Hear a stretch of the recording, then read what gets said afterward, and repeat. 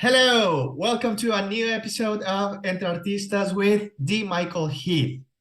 D. Michael Heath has worked with many of Broadway's greatest composers and lyricists, including John Kander and Fred Epps, Cy Coleman, Marvin Hamlisch, Stephen Sondheim, Alan Menken. Well, so many of the stars from Broadway. He also has been in Broadway, off-Broadway, Starlight Express, The Most Happy Fella, They're Playing Our Song. I will share the website so you can see all the background he has. Otherwise, it will take the whole interview just to to mention all his achievements. So, one thing that I want to mention is that D. Michael Heath was handpicked by Andrew Lloyd Webber to sing the music of the Phantom opposite Sarah Brightman in Lord Webb's original international touring concert venture, the music of Andrew Lloyd Webber in concert. So you know that this time we have a big high caliber artist, and he's my honorable master. He was my vocal teacher, and I'm so glad that he has accepted to have the interview. So how are you, Michael? Well, what a walk down memory lane. You know, when people talk about all the things that somebody has done in their lifetime, I'm always amazed that I was lucky enough to meet all of these incredible people. Yes. And to work with them. But I think half of that is just living here in New York City, you know? Yes. I always say New York City, there's possibility around every corner, and every day when you wake up, it's a new possibility. And that's why I think I've stayed here. I've been here in New York now. It's coming up on 47, 48 years now, which is crazy, you know, but things are fine. I'm continuing to teach in my private studio, Voice Studio NYC. Yes. And I have some concert work that I still do. And I have a wonderful pool of private students, including a few celebrity clients that always makes it more fun, you know. Yeah, So, I know. But you are my honorable student. I can think of no one who demonstrated their interest in learning more than you did when we were working together. Oh, And you were an absolute joy to work with. And I'm sure I told you that many times. So I'm glad for you. And also, we were just talking briefly before we started, and now that you have a baby boy, this is most exciting. Yes, it is. It is. Thank you. So the first thing I would like to ask you is, what projects are you working on? Are there any projects on the doorstep right now? There is one new musical. I produced a reading of this new musical last September. I had two students come to me in my private studio here in New York, wanting voice lessons because they were songwriters and they wanted to record their own demo tapes. And so I don't teach two students in a studio at a time, but I said, come on in. And to be honest with you, I've been involved in many new musicals that were big flops. And so there are more flops than there are successes. And so when they came to meet me, I said, well, the best thing to do, why don't you just sing me one of your songs? And they played a most gorgeous song called Place to Stay that I knew when I heard it. I was like, my ears perked up. And these are something special. These songs are very special. And so that was 5 years ago. Wow. And I committed to them to work with them. And a friend of mine, an associate of mine, also worked with me. And we co-produced the reading of their first musical here in the United States this past September. So that continues on because we have a couple nibbles from some producers, and we're hopeful that that's going to be going on in a completely different direction. I continue to work with the children that I've worked with for the last 10 years. This is my 10th year of being out at a school called Ivy League Day School. And I have 250 to 300 students a year that I work with out there. And we put together every spring a Broadway review featuring songs from various Broadway musicals. And so that's another project that I'm working on right now as well. Wow, that's awesome. You are always a busy person. And like I said, New York brings opportunities. Yes. I do have to say, I hate the word retire. Yeah, So, because I don't think I'll ever retire. Music doesn't let you retire. exactly. But what it does, it cleared a lot of my schedule so that I'm not down at the school where we met any longer.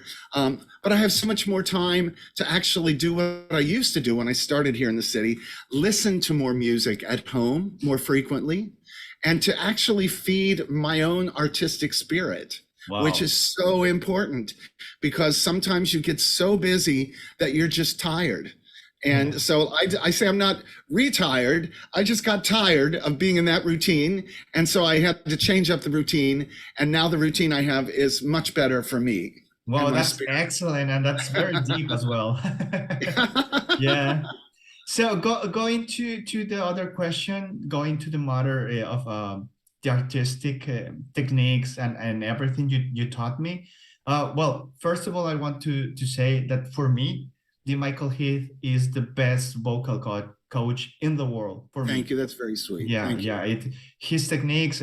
He's vocal coach for many Broadway stars, like Christy Cates, for example. So if you want to know how is to work with the best of the best, just contact him. So could you share the audience, how do you manage your classes or when you are teaching to professional artists to improve their vocal skills? How do you do it? How do you start? How do you analyze them in That's the word. It's to analyze. how What do you you have to go analyze ahead. them in order to improve their skills? Because every single human being is different. So I know that you work depending on the voice, on the age, on the physicality. So could you share that with the audience, please? I think it's really important when I meet I call them clients now or friends, both Okay. many of the time. When I meet a new client, the first thing I do is interview them to find out what their background is, if they've had any training at all, because sometimes there are many teachers out there who have really good intentions. And there are many roads to the same destination, Yeah. but many times, I know for myself, I didn't understand my own voice. And I launched my professional career without understanding my own voice. And I had a vocal injury because of that, Okay. which led me to want to understand more about how did I create that injury and how could I heal the injury.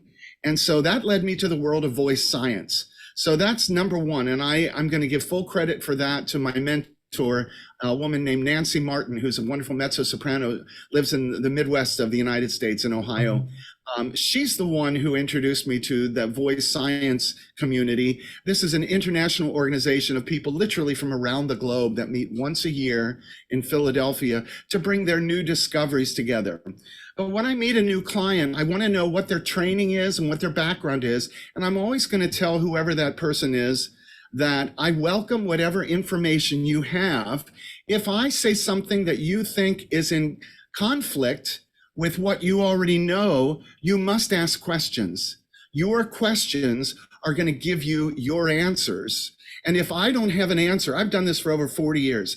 If I don't have an answer, I can go to this science community and ask and come back to you with an answer. So that makes me feel very confident and very comfortable. The other thing that's very important, and this is tricky too for voice teachers, Yeah. you can't just go down one road all the time. Now you come across things just like I think of you being a vocal athlete. And we have the Olympics coming up in Paris this summer.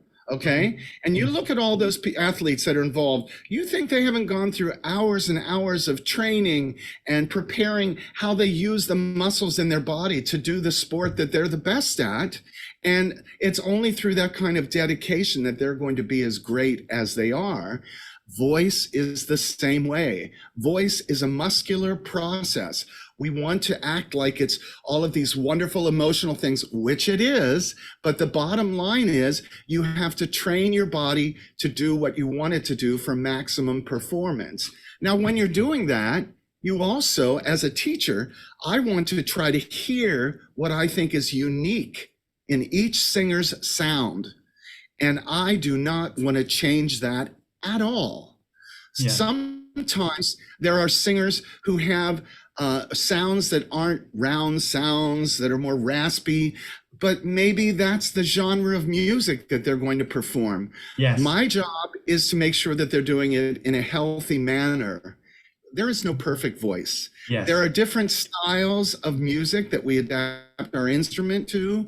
And as a singer, I want to be as flexible as possible. Yeah. To maybe you want to sing opera, maybe you want to sing sacred music, maybe you want to sing pop music, rock music, country western. You can learn all of those stylistic elements and adapt your voice. There's going to be something that you really want to sing. And that's also called your passion. And I always say, let's follow your passion. I totally agree. I would like to ask you something. Do you think that everyone can sing every genre, or you have to accept that you are for some particular styles, or sometimes just one style because the voice of the person? I'm a believer that if somebody wants to work hard, that you can expand what I call your color wheel. Okay. The colors of your voice that basically make up the different stylistic sounds that you're going to make. But you have to be able, again, to dedicate the time and the effort to make that happen. The question I get sometimes is, what happens if somebody just doesn't have a voice? Is there anybody who doesn't have a voice? And I'm always saying, that's ridiculous. Everybody, unless you can't speak, you have a voice. So now the question is, do you want to work on it to figure out how you can sing? So there are some singers, I was saying, that are born singing one way. Maybe they don't take lessons, and maybe they actually have a hit record. And now all of a sudden, there you are in front of all these adoring fans, and you don't know what you're doing. And the person I'm thinking about who injured herself is Adele. She put out this incredible album of songs, but when it came time to sing those in a live concert, she didn't know how to do it. And so she had to stop, literally turning out away a full stadium of people because her voice was injured, you know? Yeah. So she went to learn something more about it. And so I wish her well, because that's a great voice. Yeah, but she was doing things that were challenging the muscles and causing injury. And so that's what I'm saying, as a voice teacher, I'm ready to explore any style you want to explore, but I'm interested in your vocal health, number one. Of course. Yes. I know. I took classes with him for almost a year, I think, in a row. So it was a complete experience, but also it was an adventure, because I have a thick accent because of my language. English is not my native language, but he found the way to make me sing better. So that's why I'm saying I'm so proud to introduce to the audience D. Michael Heath, because then you know that you can do your best, and there are not impossibles if you work hard. And that leads to my next question. We were talking about that before the interview. So how has changed the generations about training when you started, when you had my age, and now new generations? What difficulties or what has changed in that part? There are always students. As I said, I've taught, professionally since at a university level since 1983, maybe. So what is that, 93? It's like 40 years, crazy. I remember when I was in school, I studied initially to get a classical voice degree, opera, oratorio, and art song. And I remember going to classes where each class would tell you, next week you have to come in with a new aria and a new duet or a new scene. This is every class in the curriculum. And we did it.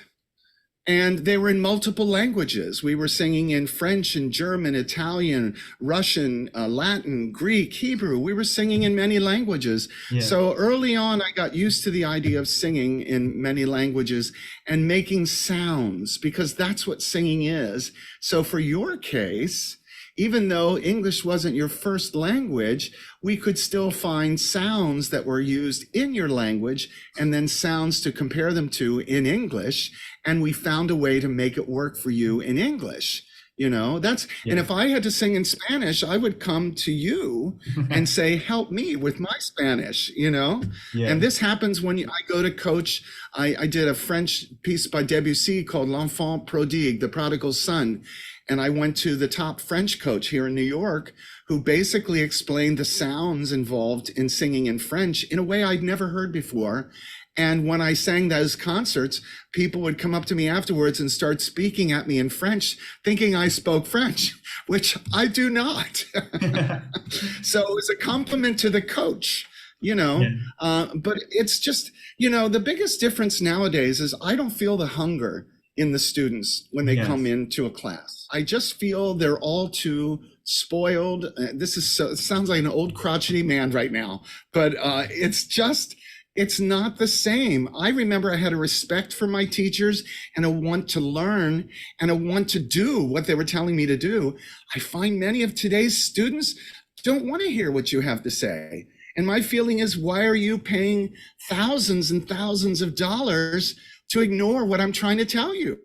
I don't know who to attribute those behaviors to, but that's why honestly, why it was time for me to change my own life and get out of the classroom environment and I enjoy private lessons so much more, because when it's just you and me, you can't hide and I can't hide. Yes. And I always tell my clients, call me out. Don't let me get away. I'm never going to BS you. So don't you BS me, you know, and we'll have a really good relationship and we'll both grow in the process. And that's what I'm always looking for. Why else would you come together to make music if you didn't expect to have some joy about it and Exactly. to get better every time? Totally agree with that. So I would like to ask you finally, what do you do in your free time if you have free time, like hobbies? I don't know, if you cheer some sport team, I don't know. I mean, you'll see what I'm wearing right here. Yeah. This is my niece's husband, went to University of Michigan. They just won the National Football College Championships this year. Man. And so, of course, I had to have a hat given me by my niece's husband, Scott. So go blue. That's what I'm going to say right there. So Okay. that's more football than I've watched in my lifetime, except when I was in high school, American football. Yeah. And so I have been watching quite a bit of that this year. That's over now. I love understanding what's going on in the world. So I try to keep up with the news from around the world. It's very important to me. The composers I talked about earlier, who I had produced their new musical, they actually live in Israel. And so we've done a lot of communication via Zoom with them, but they're living through a time with their country is really struggling right now. Yes, I know. And so it's really important to understand what's going on in the world and to keep an open heart and an open mind, because all of these influences change how I'm going to sing. They change how I'm going to teach. And so the other thing, I mean, I just like silly things. I like watching certain TV shows. I love game shows. I have a former student who was on a new game show here in New York called The Floor, hosted by Rob Lowe. He just got knocked off last night, which I was so sad for him, but how fun for him too, to get a chance to do that. And keeping up with my students. Listen, they keep up with me. It's kind of amazing. I won't hear from somebody for like 3 months, and then they'll call and say, hey, I've got this project I'm working on. We need to work. And so we'll get involved and we'll prepare them for what they're doing. That just happens all the time. You know, I think I said this in class, and it's a quote that a lot of people know by Oscar Hammerstein. If you become a teacher by your students, you'll be taught. And that's exactly what happens, because every time I go to teach a lesson, I'm nervous because I want to bring the best that I have and I want the best result. And sometimes when you're working with celebrity clients who are lovely people, their expectations, that's where, again, communication is so important, to understand what their goals are in working with you so you can focus on those and then add other things along the way. Yeah, I know. Well, thank you very much, Michael, for this interview. I would like to ask you, Michael, if we get enough views and subscribers, would it be possible for you to come to Mexico and give a masterclass? Yes, absolutely. So the answer is yes. It would be a great opportunity for me to be able to come and visit with you. And I remember your lovely family, your parents and your brother, I Yes. recall. But it would be a wonderful, wonderful thing to come and make music with people that are following your channel. That would be great. I would love Oh, that. thank you very much. For the audience, I want to say a little anecdote that I have with Michael. The first class I had with him, he told me about Luis Miguel, a Mexican singer. Ah! And he told me he's the best Spanish singer he ever heard. So, yes, he's the best. And I just found out Luis Miguel is coming to Brooklyn next June here in New York. Oh, nice. Are you going to So see him? I may have to buy a ticket. Yes. I may have to go see him. Yes, yes. I used to do a lot of cruise ships with a quartet. We would always come into the Port of Go, and Luis Miguel has a home in Acapulco. And so one time I said to my driver, just drive by where he lives. Just let me see where he lives. Yeah, I would do the Because same. he's such a great singer, such a Yeah. great singer. Oh, Yeah, yeah, of course, Yeah. he is. So thank you very much, Michael, for your time, and thank you for sharing a part of you with us. I wish you more success than you have, and I'll send you a Thank lot you. of bucks. I hope to see you soon. For the audience, thank you very much. See you in the next episode. Goodbye. Success to everyone.